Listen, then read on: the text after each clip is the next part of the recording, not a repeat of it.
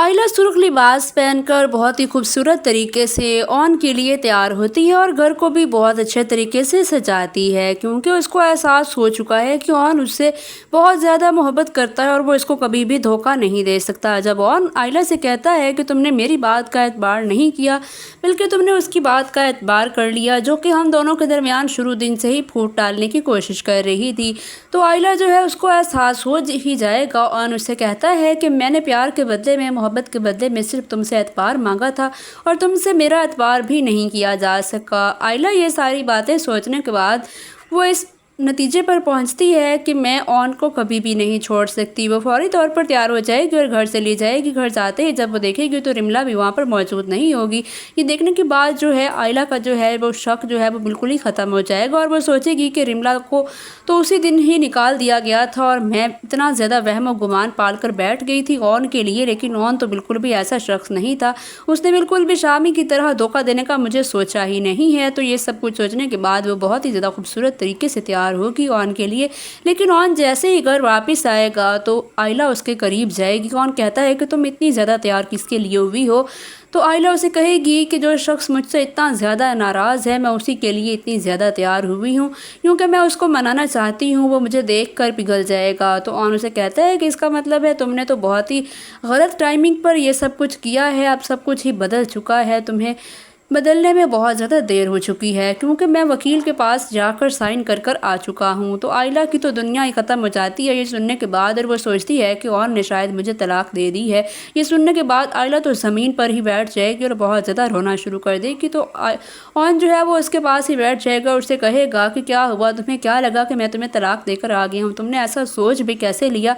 मैं शामी की तरह बिल्कुल भी नामर्द नहीं हूँ, मैं एक मर्द हूँ और मैं ये बात पहचानता हूँ कि मैंने किस तरह से किसकी इज़्ज़त करनी है। तो वो उसे बताएगा कि मैं तुम्हें तलाक देने का कभी सोच भी नहीं सकता और ना ही मैंने ऐसा किया है।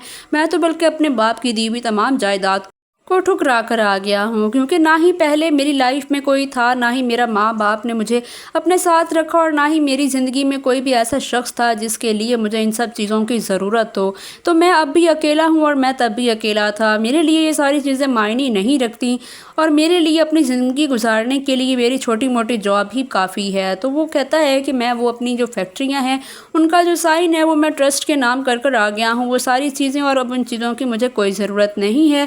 वो कहता है कि इवन मैंने जो रिमला से फैक्ट्री ली थी वो भी मैंने वापस आरफा मामूमानी के नाम करवा दी है। ये सारी बातें सुनने के बाद आइला तो थोड़ी सी बदल ही जाएगी और वो खुश हो जाएगी। वो सोचेगी कि शुक्र है कि ऑन ने मुझे तलाक नहीं दी।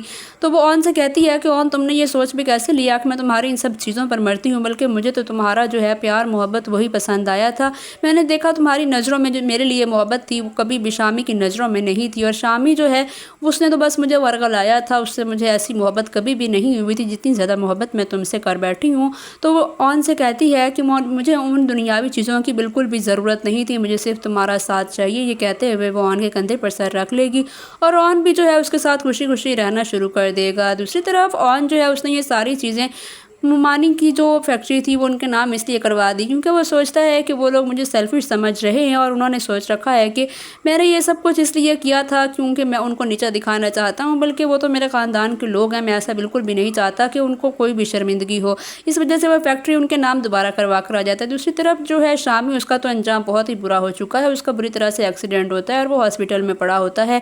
तो आरफा जो है वो बहुत परेशान होती है और वो कहती है कि हम लोगों को पता नहीं किसकी बददुआएं खा गई हैं। दूसरी तरफ जो शम्सा है वो कहती है कि हम कभी भी नहीं जाएंगे हॉस्पिटल में शामी का पता करने के लिए, क्योंकि जब मेरा शौहर साकिब को हार्ट अटैक आया था तो उस टाइम फ़ारूक भाई ने बहुत बुरी बुरी बातें की थी। उन्होंने इस बात का भी ख्याल नहीं किया कि इनका छोटा भाई है और जाकर उनकी खैरियत ही मालूम कर कर आ जाएं।